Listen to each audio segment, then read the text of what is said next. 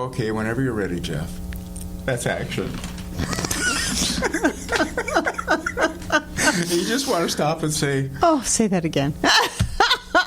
that's Clint Eastwood. Oh, my God. Hi, I'm Judy Kane with Hollywood Game Changers, and my guest today is an amazing actor known for such shows as China Beach, Sons of Anarchy, Walking Dead, many, many films, Sully, Guilt Trip, Tank Girl, Jeff Coper. Yes, oh my God, so great to see you and have you on the show. You're so cute. I've known Jeff for quite some time. We actually worked together on Kindred. He doesn't remember, but Kindred the Embrace. I do. It was in that hospital. Yes. That is now a religious organization. Right. And, you know, one of the things I want to talk about, what Sparky obviously wants to talk about. Oh, my God. Come on. There you go. All right. That's my dog. And Sparky really loves Jeff. You got to do something about the breath, though, Sparky. I know, it's bad, right? The greenies, did they help? I've tried, but... Brushing? Brushing. Gum? Altoids? All right, we'll address that after the podcast, okay? Okay. All right, okay. So here's my thing, Jeff. You grew up in Billings, Montana, and you were considering being a rancher. How did a rancher potentially come out to L.A. and become a successful actor? Well, first of all, I was a farmer. Oh, you were a farmer. I was in this. Farmer Jeff. They're not ranchers.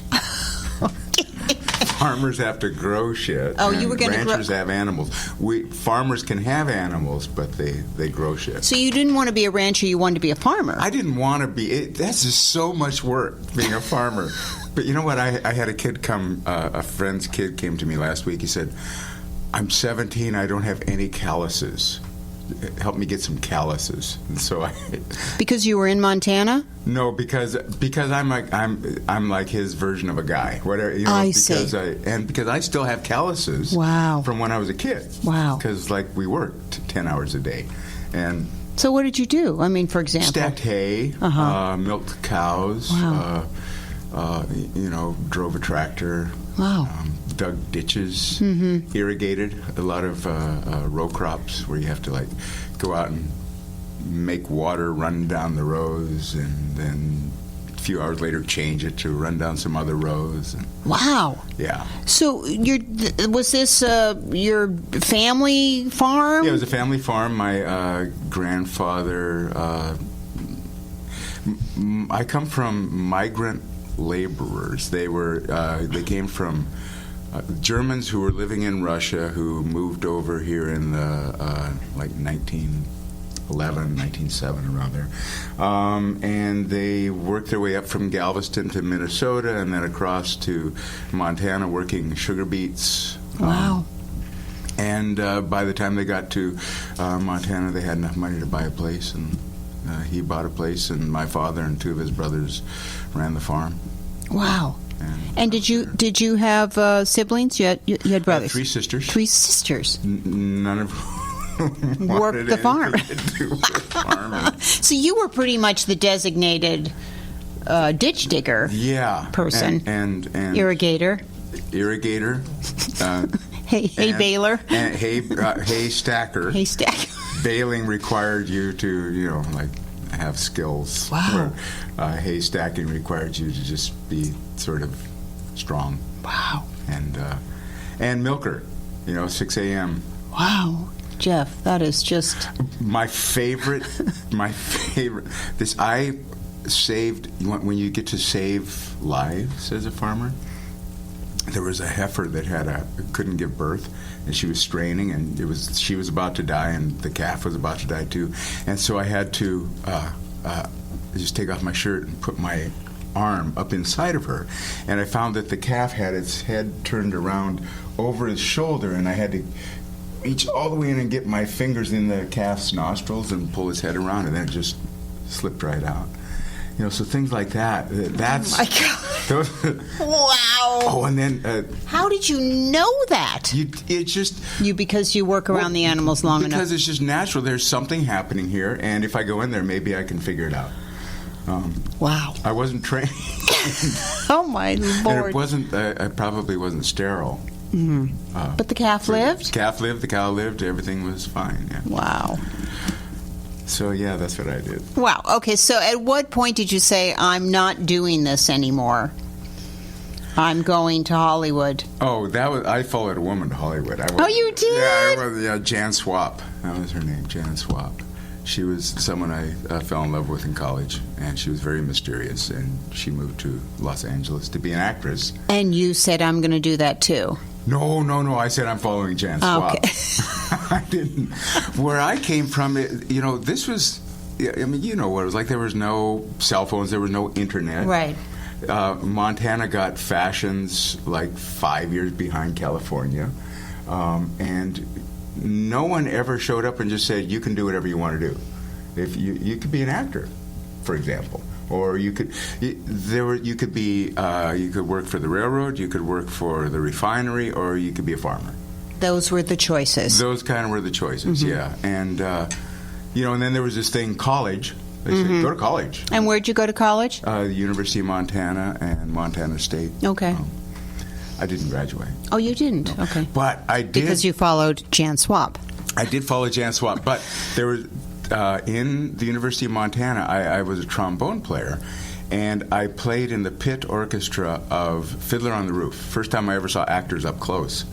And J.K. Simmons was my conductor. Wow. Yeah. But I was watching these actors do this, and I went, that is so cool. And this is the first time I'd ever been around actors in any real way, and began to get the idea that I still didn't think I was one of them, but that they were actually humans. Or that there was a thing. That it was a thing you could do, yeah. A thing you could do. Yeah, it was, I'm particularly dense. Well, if you knew Jeff, you'd know that is not a true statement. He's really smart. Within given parameters, I'm like a bowling ball who knows how to go down the alley, but ask me about anything outside the alley, I don't have any clue. This is my alley. I'm here. So I never knew that I could pick another alley. I never knew that I could go somewhere else. I've never used that metaphor before. It's a good metaphor. Actually, a simile, but it's, I'm showing off. Showing off how smart he is. But I don't... It takes something to break me out of wherever I am to notice that there are other choices to make. But that was the beginning of something. Oh, definitely. To see those actors. Okay. And then Jan Swap, she was... Was she in the orchestra? No. No, she was at the coffee shop. Oh. Wow, this is random. She was so She random. was meant to be. And she was... She was probably, she probably had a diagnosis of some sort of Asperger's or something like that, but she would stand in front of the mirror for hours making faces at herself. Wow. And then practicing her craft. I think so.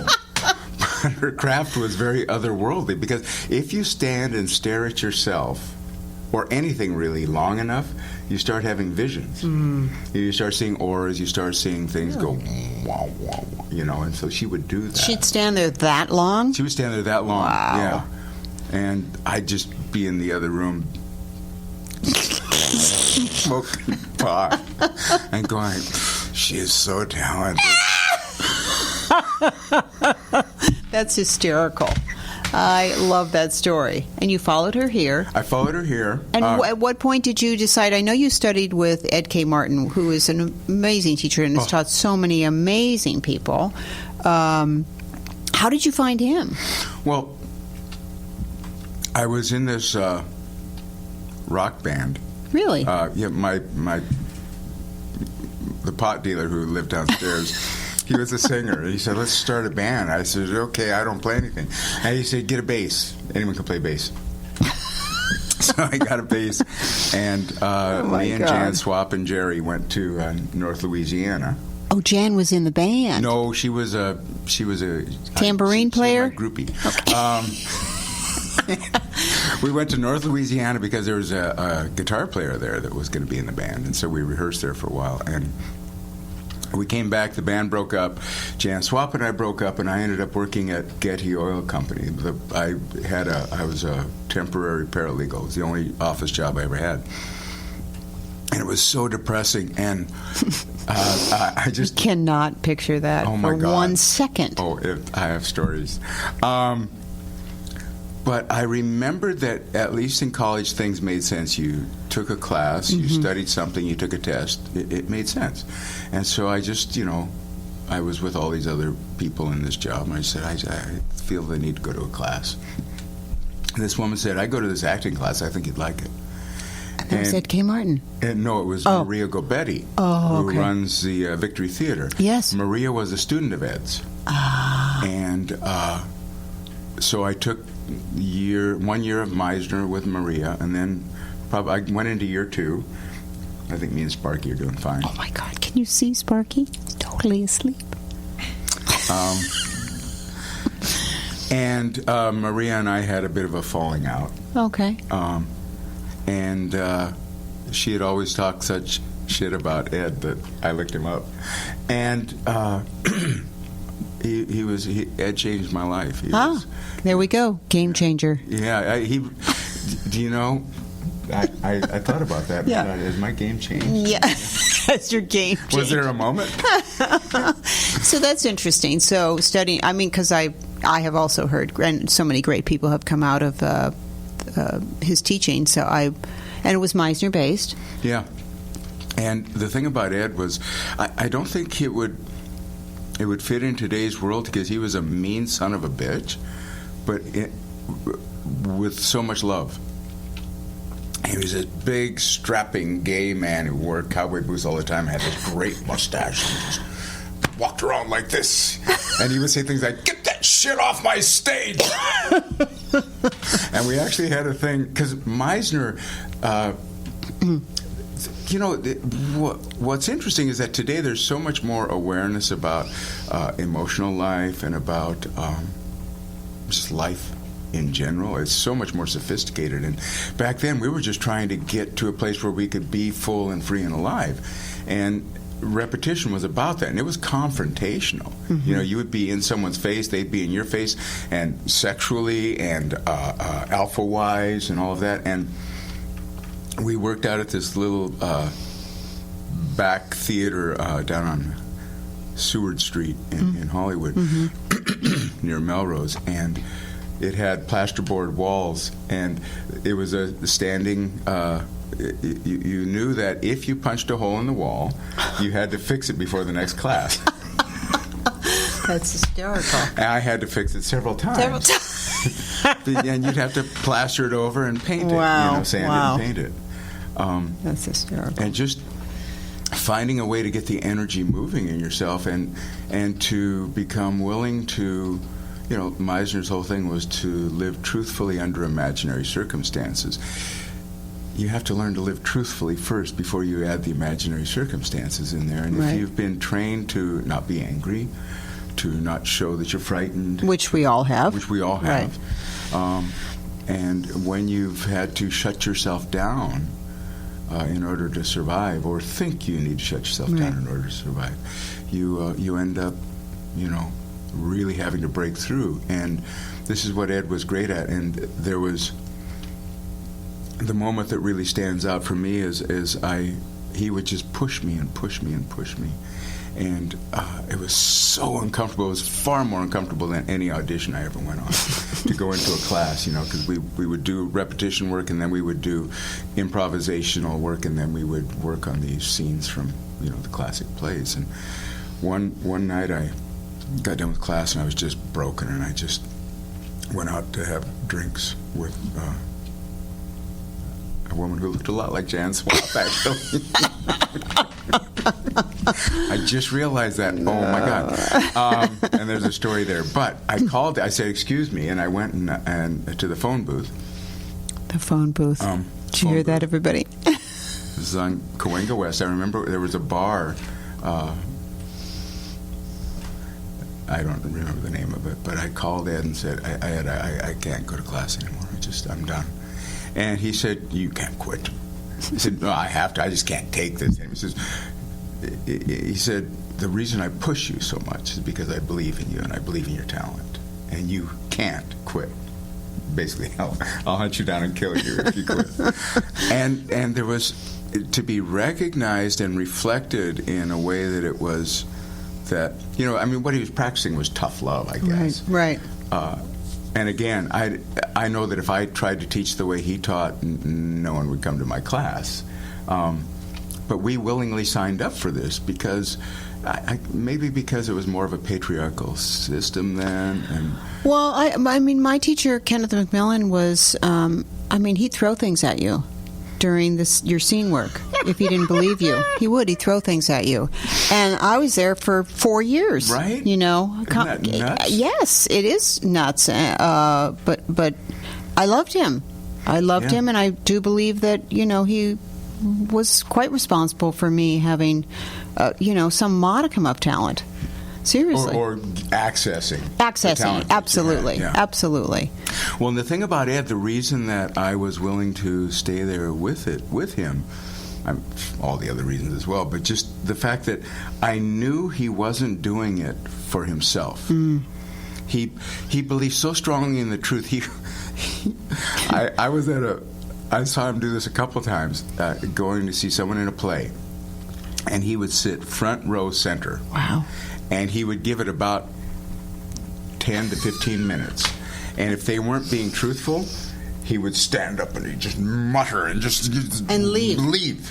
And the actors on stage are going like, what the fuck? My God, Jesus.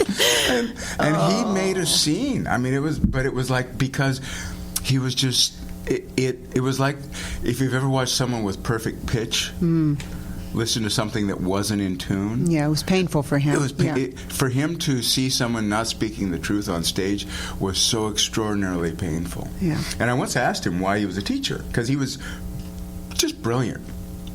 And why are you a teacher rather than an actor? He said, because he had studied with Meisner himself, the same class as Sal Mineo, 1959-60. And he said, Jeff, I was a good actor, but I knew I could be a great teacher. Wow. And he was. He ran the Wisdom Bridge Theater in Chicago for years, and then he came out here and ran UCLA acting school. That's where he worked with Maria Gobetti and her husband, Tom Ormany. And then he began teaching on his own. So do you still see any, I'm just going to pull this a little closer to you, do you still see any of those classmates? Stacey Edwards. Yes. Who teaches here at Keep It Real Acting. Teaches here, yeah. Jeff taught at Keep It Real Acting for quite some time. Yeah. Yeah. I think that was right around when you did Sons of Anarchy. No, it was True Blood. No, it was... Hold on. It was Walking Dead. Walking Dead. Yeah. Oh, Walking Dead. Yeah. It had like a 4-episode arc, and it was like, I can't do this. I have to go act. Excuse me. Yeah. I believe. Fran Montano, who teaches in town. Yeah. Has a theater on Lancaster. Yeah, right across the street. Yeah. Oh, yeah. Renee Russo was in our class. Wow. Steve Greenstein, who's been touring a one-man show. He's in New York now. He has a one-man show about his Jewish roots and his experiences in Israel. Okay. So I see. Nancy Lenari and. I didn't know she was in class with you. Yeah. Oh, wow. Nancy and I did. I discovered. I played an alcoholic in a scene with Nancy, and I was using a real Crown Royal, and to throw out that glass was just. I didn't want to throw it out so badly, and the former traffic lady at KCRW, whose name is escaping me at the moment. She went to acting school. She was with us at Interesting. And Sandy Marshall, who also is a teacher. Okay, yeah. And Sandy kind of carried on, right? Sandy's still teaching, though the last time I saw her, she said she was trying to get out of it. Yeah. Yeah. There comes a time. Kayjon Cermak. Oh. Sorry, Kayjon, if you're listening to this. I love you. That's so great. I'm old and I have no memory. So let's fast forward. You're studying, you got some jobs, and then when did the infamous China Beach come about? How did that happen? I was thinking about that, the things that changed my life and my work, and one of them was getting that job, and I had the flu. Oh my gosh! And I had studied with John Levy, was the casting person down at the Amundsen, at Mark Taper Forum, who now did ER and West Wing, and very can't remember what he's doing right now. Very big. Yeah, very big. Very big. Yeah. Huge. Fucking huge. Huge, that John Levy. I took a class with John. Oh, really? Down at the Taper, and he called me in for China Beach, and it was the role of a soldier who had seen too much and could barely talk. Wow. And I went in and I was like, I had the worst case of flu. Wow. I could barely talk. And I had to really go beyond myself to show up in the room. And at the end, I said, I'm sorry for my voice. No, we love it. And so I got the job. And it was a guest star on the pilot. Oh, but it was a regular role. But then they realized they had donut dollies, USO performers, a former soldier, and no soldiers. So they put you in. They put me in. So they renegotiated the guest star into a series regular contract? Yeah, well, the first, I did the pilot, and then they did 6 more episodes that year. I did 2 of those 6, I think. Maybe 3. And then they offered me a series regular. Nice. The next year, yeah. So how did that inform the rest of your auditioning after that point? I mean, did it give you, offers only, or did you still... You know what? I remember the days when that's what you sought. Right. Yeah. I've got a friend, Roy, who's in Utah now. Oh, Roy, yes. Yeah. He stopped auditioning. He because he was in several movies with Sean Penn, and he did a lot of work. And then he would just take offers only, and people stopped offering things. I worked with Patty Duke, and she never got a job off an audition. Ever. She only took says offers. She can't audition. Oh. The best actress I ever knew, her name was Yvonne Flaming, and she was in class with me at Maria's at the Victory, and she was like better than Deborah Winger in her prime, and she could not take it into a room to save her life. What do you think that is? I mean, fear. It's fear. Oh. And but fear happens on the set. The fear doesn't go away because you have the job. But you've been approved of. I see. They've given you permission to be. I see. And when you're raised by wolves to any degree, right, then you're taught that your survival depends upon someone approving of you. And you've got to read the room to make sure that they're happy, because if the giants aren't happy, you don't get fed, you get thrown out in the cold. I mean, this is real survival stuff that's happening. And once you've got a job, you go on the set, and you've been given permission to be the way you are. And then you can let yourself be free. But if you haven't yet been given permission, there's some part of you that you have to work through, obviously, that's standing out there with them going like, how's he doing? Is she, really? Oh, that sucked, didn't it? Yeah. So you have your multiple personalities having conversations. But it's true, right? Yeah. You're out there third eyeing yourself. I try not to tell people about it, but yeah. But it's... The regular people don't really understand. Actors understand. Well, and it's, actors, I think by definition, need approval. you don't get into something like this unless you need approval. Right. I was like, what do you want to do? Oh, I want to memorize someone else's words and then, find a way to say them and make them. That's not. No, you want applause. Right. Yeah. Applause. You want the world to go like, you are great. Yeah. And then you get that, and it doesn't change. It doesn't fix it. Yeah. And then you get to ask yourself the question: is there some other reason I'm doing this? And if the answer is yes, then you go on and become an actor. If the answer is no, you take what you've learned and you become a therapist. Right. You become a teacher. Realtor. A realtor, yeah. Yeah. A lot of therapists came out of Ed's class because we just, Sure. No, because you actually can see reality people. in life, There's something about an actor that can intuitively understand human nature and the whys of why we do things. Yeah. I think a good actor does that.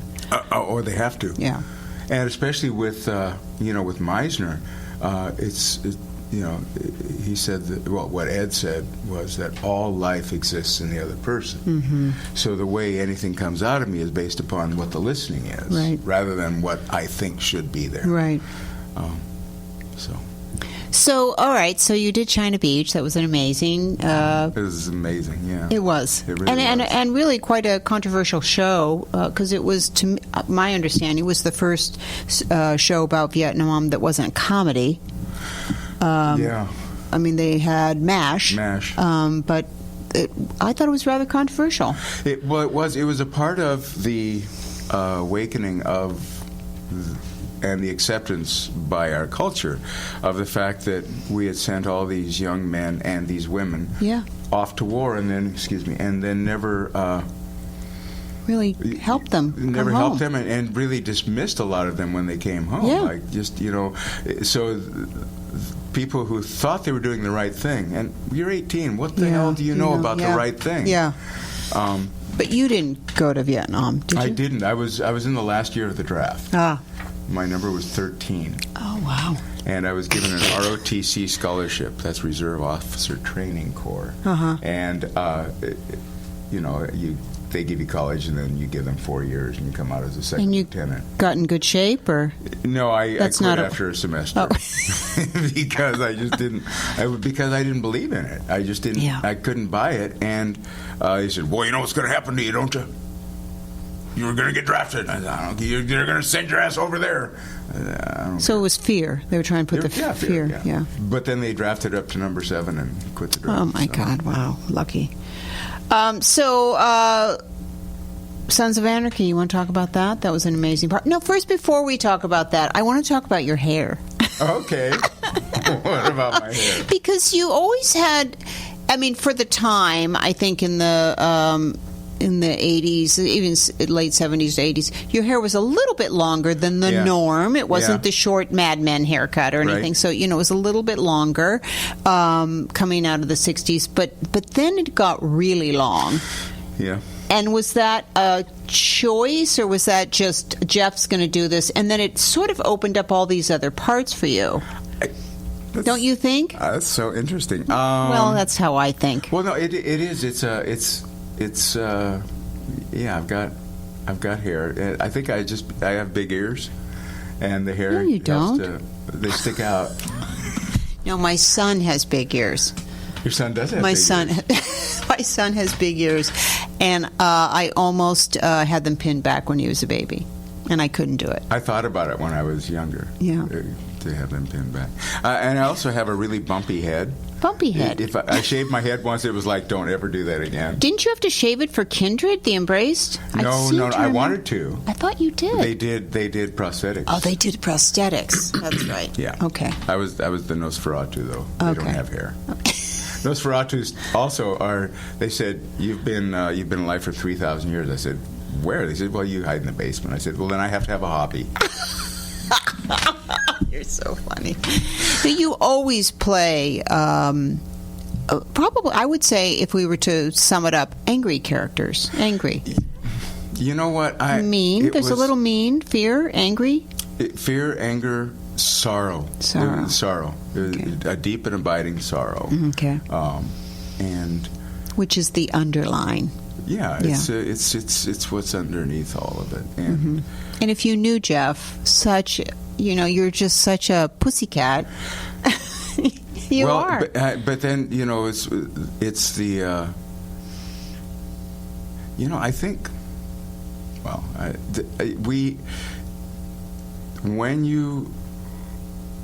acting is the most profound spiritual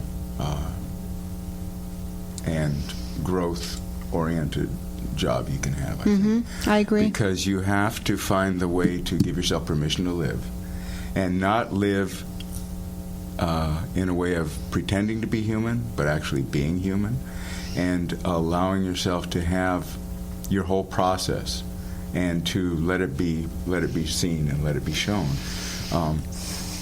And there was, I remember it being in Maria's class, and because I was like 220 in high school, and football made so much sense. 'Cause you're big, you run over people, great, And then in Maria's class, you break down sobbing, and people go like, "God, that was amazing." They applaud. Yeah. And it was like, really? So what I was made sense, because that was what was inside of me.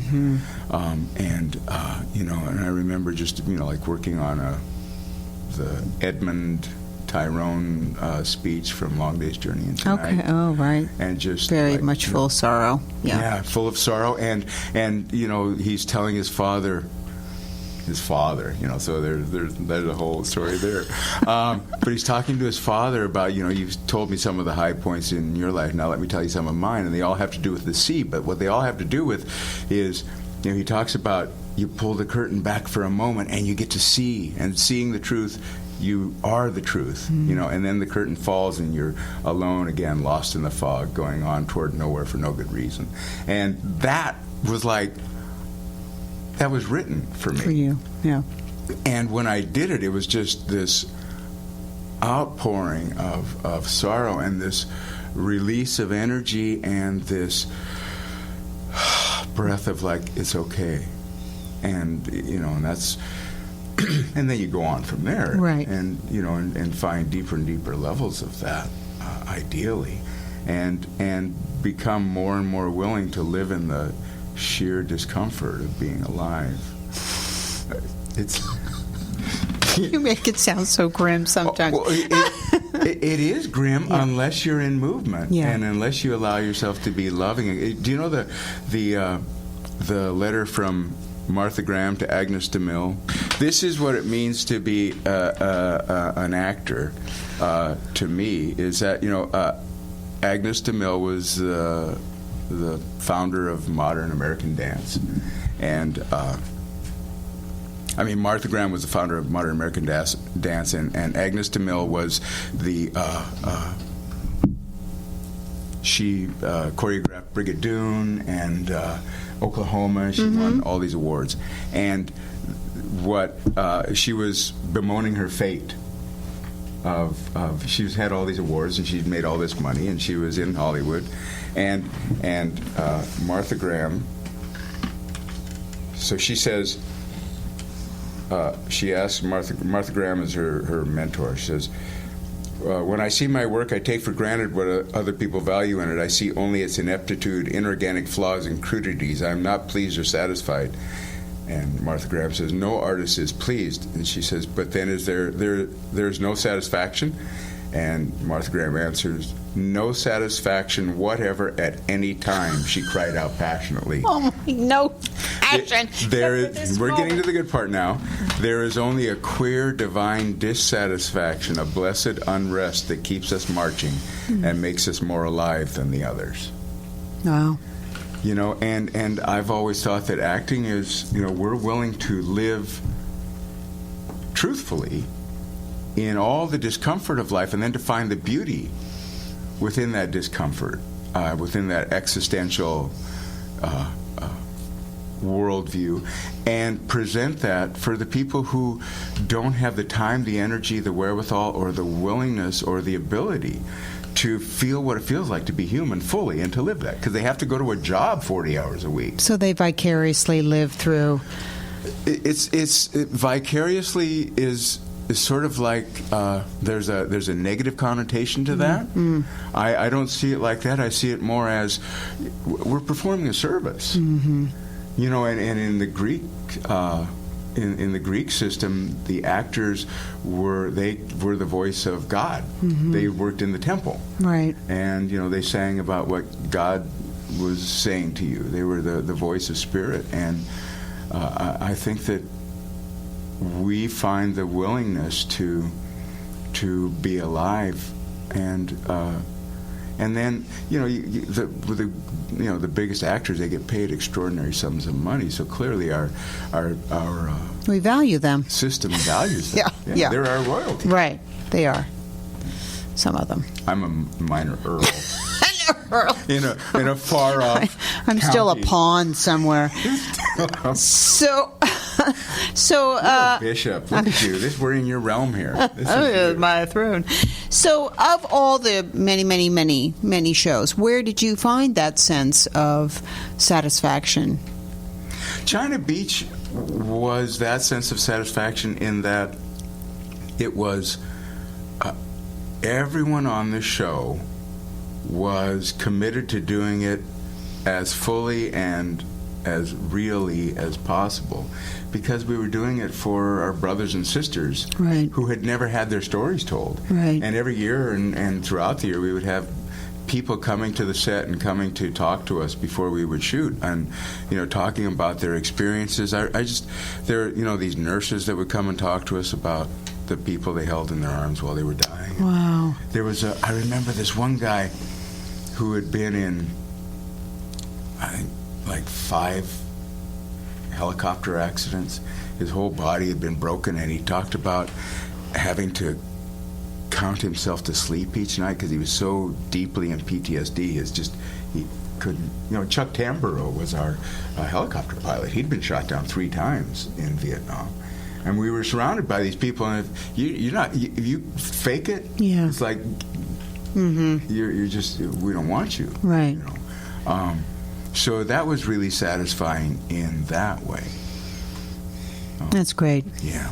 And where did the meditation, the calling for meditation, and you teach meditation now? I know that's huge in your life. Yeah. It's changed your life. I'm going to say it's a game-changing moment. Yeah, absolutely.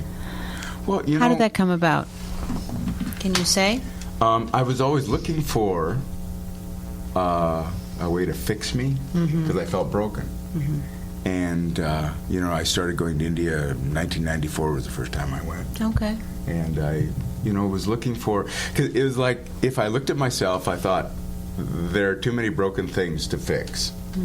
Like, if I were a dike, I didn't have enough fingers to fill the holes. Right. So there had to be some single answer to all these problems. And I discovered this meditation, this is probably 18, 19 years ago now. And the meditation, because I'd been meditating for 20 years before this, but this meditation that I learned allowed me to transcend all the problems, Right. or seeming problems, and to get in touch with that deepest expression of life. That as an actor, it's like when you're in touch at that level, it's like Michael Jordan talking about the basket is suddenly 6 feet wide. Right. Yeah. It's like just, you're floating a little bit above hoverboarding. and you Yeah. you can't make a mistake. Right. Everything is just perfect. Right. And this meditation allowed me to get in touch with that level. And once I got in touch with that level, then I started feeling even more okay about, who I am and who I saw myself as, and all these issues that I determined that I had. And so then I ended up Helping other people. Yeah, because I learned that model. I just started helping the teacher. I'd have to go back and listen to what he said so many times because it would go in, and I'd go, "That's amazing." I would leave, and I would lose Forget. it.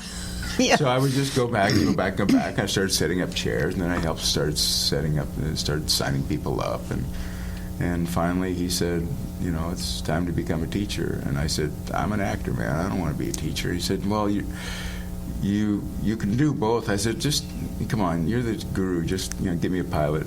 Give me a pilot. Give me a series.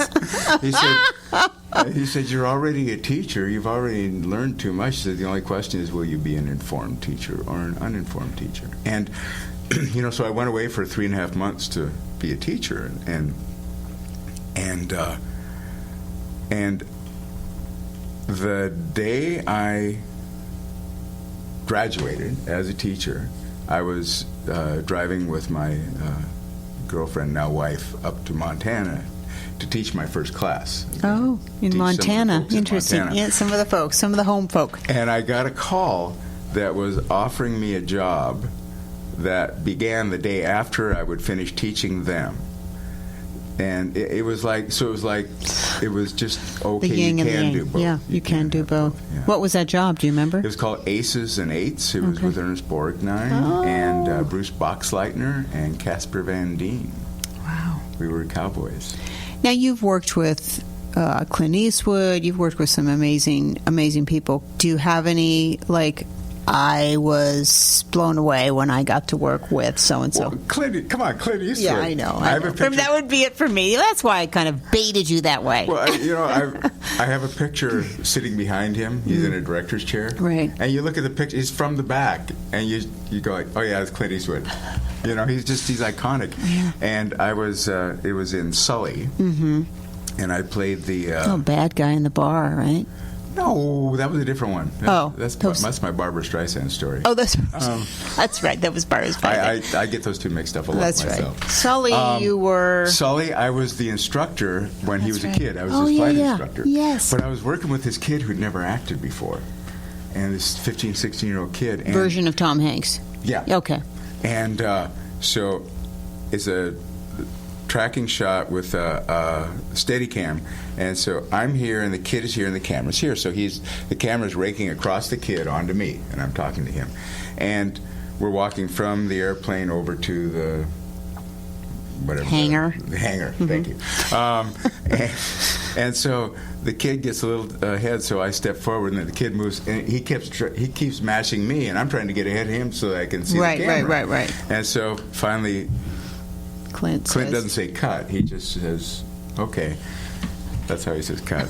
And he comes over and he says, so here's what we're going to do. And he takes my elbow. He says, so you're going to walk over here and you're going to say this. And then he says, you can walk over. He says, look what I'm doing to you. He said, this is why I became a director, so they couldn't do this to me. I said, do whatever you want to do. Yeah, touch me all you want. Grab my elbow all you want. That's great. So he walked me through what he wanted me to do, and I didn't say, but it was the kid, Right, yeah. And I just said, okay. And you didn't throw him under the bus. Then he had to talk with the kid, too. Okay, yeah. But then... It's hysterical. This is the best part. Then we get over there, and we get set up, and they say, okay, roll cameras, and rolling. Okay, whenever you're ready, Jeff. That's action. You just want to stop and say, oh, say that again. That's Clint Eastwood. Oh my God. I actually I was recurring on a series that Rob Lowe did. It was short-lived series called Dr. Vegas. And he's a doctor in Vegas who's in trouble with the mob and keeps losing money at the tables. And I'm like a card shark, and so this scene, I don't know, it was our second or third episode. He walks in the door and we're all playing cards, and I turn around and go, oh, here comes the fish. And Right. And I literally, I don't know, on one of the takes I just turned around and went, that's Rob Lowe. He is extraordinarily good looking. He's amazingly good looking in person. You can't help yourself. Yeah. So those are two. Amazing. Yes. Anybody else? I don't want to put you on pressure. What was it like on Sons of Anarchy? It was a lot of testosterone. Yeah, I was going to say.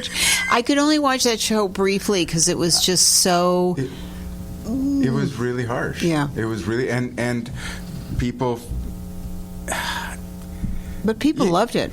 People did love it. Yeah. I did an experiment recently. Oh, you did? Yes. I'd like to hear about the findings. Well, so in Sons of Anarchy, it's all about death and destruction, and whose motorcycle is bigger. I was going to say it. I was going to, but I'm glad you used the motorcycle. Yeah. And so I read for this show called The Purge. Mm-hmm. And the scene is there's this couple and there's a bunch of people around, and I'm telling the guys that The Purge is like one night a year you get to kill people. Oh. Do you know there's a movie? It was a couple movies, and now they're doing a series of it. That would probably it's in Detroit. not. Okay. Yeah. And it's The Purge, and so on The Purge you get to kill. It's like carte blanche.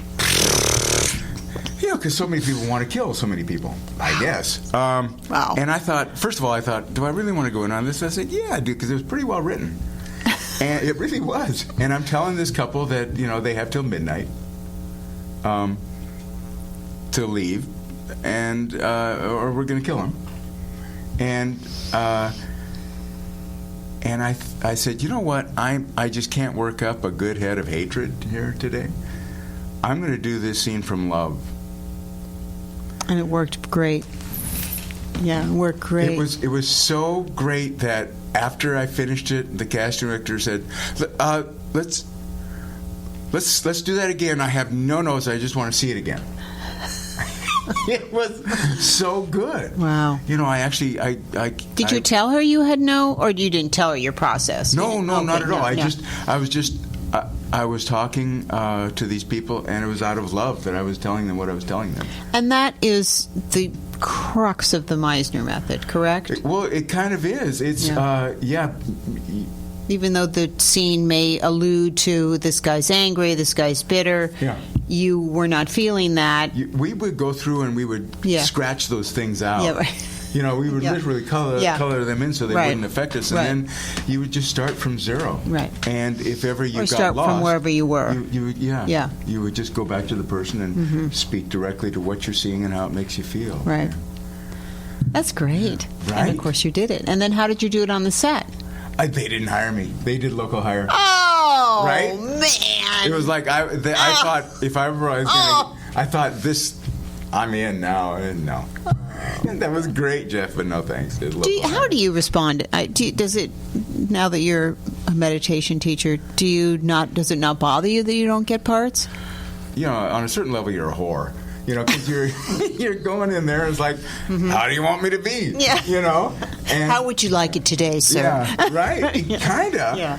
So if you go in and say, okay, I'm willing to be a whore, and you don't give your truth. Yeah.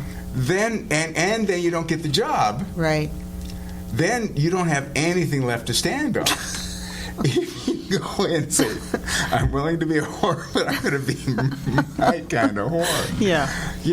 And then the best whore I can be. The best whore I can be. Mm-hmm. And just, then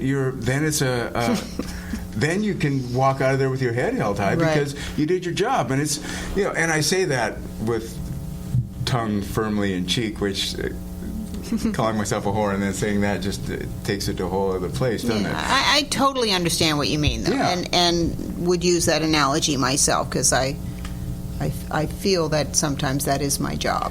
Yeah, you're trying to figure out. And here I am. Yeah. Here I am. I'm exposing myself. And then I, close the raincoat and off I go with my life. And especially when when you have any scene or character that is like really emotionally vulnerable. Mm-hmm. Yeah, you have to. You go in and you do that, and then they go like, "Oh, okay, thanks." Yeah, I know. Oh my God! It's like they need to sort of put you back together. Just give you a little put back together. But that's the actor's job. We got to crack ourselves open, and we got to put ourselves back together. And that's the, I think that's the hard bit. Yeah. Some days you're willing and able and ready to do it. Right. Some characters you just can't help yourself. You're just that guy. Right. And sometimes you have to convince yourself that it's okay to be vulnerable. And that it doesn't mean that you're going to get a lollipop at the end of it. It just means, so then you have to find the way of of making it meaningful for you. Yeah. And what I do a lot of is like, this might be my only opportunity to act this week, Right. this month, depending Yeah. on the season. Yeah. And, and I'm going to go in there and I'm going to have a human experience with somebody else. I'm not going to have an experience with me and my thoughts, me and my judgment. Right. Or me and my preconceived ideas about, Good for you. Yeah, so. That's great. And you have something coming up. Where is it? Something coming up for a new show, right? That you're a part of? Well, Big Dogs. Big Dogs. Big Dogs apparently is getting Here it is. Big released. Dogs. Yeah, tell me about Big Dogs. These are I my like the title. dear friends, Summer and Tony. Tony Glazer and Summer Crockett Moore. Actually a relative of Davy Crockett. Really? Yeah, Wow. and they're From Billings, Montana? No, they're from New Jersey. Okay. And Summer is a really big voiceover artist, and Tony is a writer and a former actor and a director, and they put together a production company, and I've done several movies with them, and we did this series that Brett Cullen, who plays Batman's dad in the Joker, he's in it. Brett and I have worked together many, many, many times. Where can people see this? I haven't a clue. Oh, wow. But apparently it's going to be. Apparently it got sold and it's going to be released. And it's a cop and you play a criminal cop. show in New York. A captain. You play a police captain. I play a police captain. Did you cut your hair for that? I did not.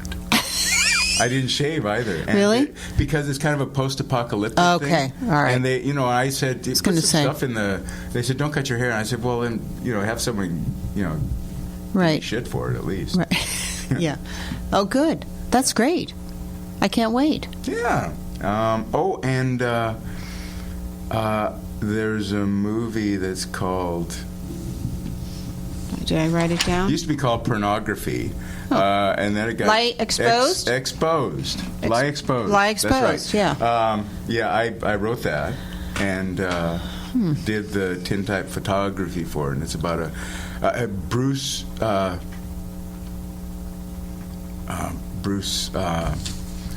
Anything on So it? Leslie Hope and Jerry. Jerry. Melanie experiences a terminal diagnosis leading her to leave her husband and life behind for L.A. in an affair with a tin-type photographer. That's me. That's you. I have no lines because it was Canadian. Bruce, come on, Bruce, not Davison, redheaded guy. Bruce. Oh, the guy that was in 30-something? No. No. Oh, come on. Anybody? Forgive me, Bruce. Looking it up. She's Hannah's looking it up. He was in. He's the actor in it? Yeah. He's Helford? No. That's a Greenwood. Jesus, he's so good too. So Bruce Greenwood. Okay. So you have no lines? I have no lines. Are you just doing photography? I did photography, and I was in it. Mm-hmm. I acted in it a little bit, but it was Canadian. So you couldn't speak? Well, it would have. Been a whole thing. They would have put you in the Canadian SAG, and yeah. I see. So, okay. So I was a.